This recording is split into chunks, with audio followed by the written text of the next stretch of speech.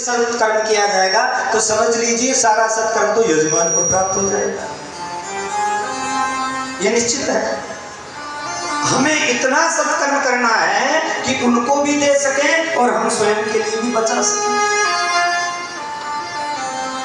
ये 7 दिन या 8 दिन हम यहाँ पर आ गए हैं तो समझ लीजिए जो भी हमारे काम धंधे हैं, जो भी हमारे गृहस्थ जीवन के कर्म हैं, उन सभी के बारे में विचार त्याग करके, त्यागने का भाव महाराज त्यागा जा सकता है। ये तो असंभव है कि कोई परिवार के बारे में ना सोच सके। ये तो असंभव है कोई अपनी धन संपत्ति के बारे में ना सोचे, अपने परिजनों के बारे में, अपने विषय वस्तुओं के बारे में, विषय वासनाओं के बारे में ना सोच सके। ऐसा तो असंभव है। लेकिन फिर भी प्रयास करके अधिक से अधिक हमारे इस समय को सत्कर्म में लगाएं। ये मन है, ये मन हमें बार बार प्रेरित करेगा। कहां वाला लेके बैठा है भाई, चल थोड़ा सा घूम लेते हैं। अरे कहां माला लेके बैठा है, कहां जप कर रहा है, कहां दर्शन कर रहा है, चलो वोटिंग करते हैं। और भी बहुत से कार्य, लेकिन ये हमारा कर्तव्य है कि हम इस मन को साधे। करने वाली तो आत्मा है। हम क्या कहते हैं महाराज आत्मा ही तो करा रही है, तो हम क्या करें? करने वाली आत्मा है, लेकिन ये आत्मा सत्कर्म में कैसे जाए और यही आत्मा जो है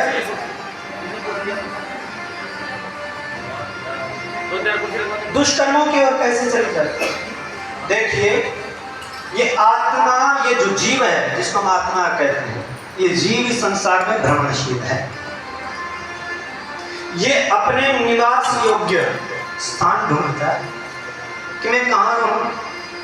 जैसे हम भी अपने लिए कोई मकान ना हो तो मकान की घोषणा करते हैं कि मकान मिल जाए तो अच्छा, निवास मिल जाए, सब सुविधा से युक्त तो अच्छा रहे।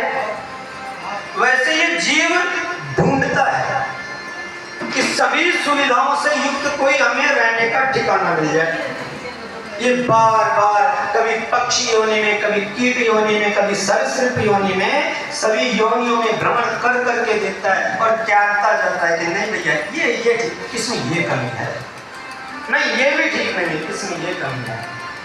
सभी योनियों को त्यागता जाता है और 9 दरवाजों से युक्त ये जो भवन इसको मिल जाता है, तब जाकर के इस जीव को लगता है कि हाँ अरे यहाँ सब कुछ है, सारी सुविधाएं, मैं जो चाहता हूँ, जो प्राप्त करना चाहता हूँ वो प्राप्त कर सकता हूँ, और जो कार्य करना चाहता हूँ वो कार्य कर सकता हूँ इस शरीर में, इस मकान में,